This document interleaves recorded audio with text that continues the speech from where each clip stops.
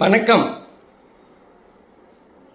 இன்னைக்கு நம்ம புகழ் யாருக்கெல்லாம் கிடைக்கும், யாரெல்லாம் வாழ்க்கையில் மிகப்பெரிய அளவில் சாதித்து மற்றவர்களுடைய பாராட்டுக்களை பெறுவார்கள் அப்படின்னு பார்க்கலாம். பல சமயங்களில் புகழ் அப்படிங்கிறது பணத்தினால் வாங்கக்கூடியதாக இருந்தாலும் அதெல்லாம் தற்காலிகமானது.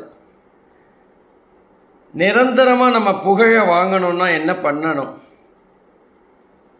நம்ம இறந்த பிறகும் கூட நம்முடைய புகழ் நிலைத்து நிற்க வேண்டும் என்றால் நாம் என்ன பண்ண வேண்டும்? மக்களோடு மக்களாக வாழணும்.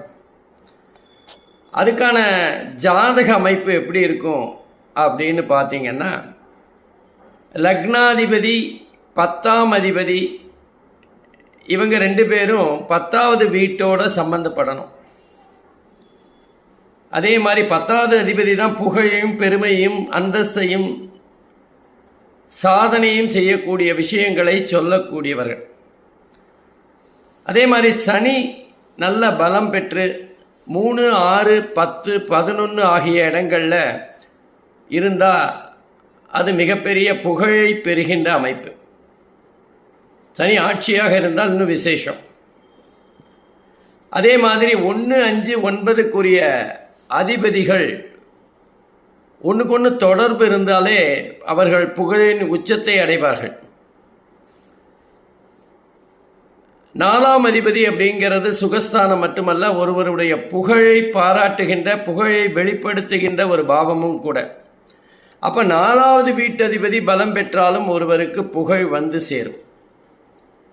அடுத்தது பார்த்தீங்கன்னா லக்னாதிபதி கேந்திரம் அல்லது 5, 9 ஆகிய அதிபதிகளோட தொடர்பு பெற்றாலும் அவர் புகழ் பெறுகின்ற ஒரு தன்மை இருக்கு. அதே மாதிரி 9ஆம் அதிபதிக்கு ஏதாவது ஒரு வகையில் 1, 5, 9 ஆகிய அதிபதிகள் தொடர்பு பெற்றாலும், அந்த பாவகங்கள் தொடர்பு பெற்றாலும் புகழின் உச்சத்தை தொடுபவராக இருப்பார். லக்னாதிபதி இருக்கும் ராசிக்கு அதிபதி கேந்திரம் பெற்றோ அல்லது ஆட்சி உச்சம் பெற்றோ அல்லது மூல திரிகோணம் பெற்றோ இருந்தாலும் புகழை பெறுபவராக இருப்பார். பொதுவாக 1, 5, 9 அதிபதிகள் பலம் பெற்றாலே அவர்களுக்கு புகழ் வந்து சேரும். பணத்தால் பெறுகின்ற புகழை விட நம்முடைய சாதனைகளால் மற்றும் மக்களுக்கு நன்மைகள் செய்து பெறுகின்ற புகழ்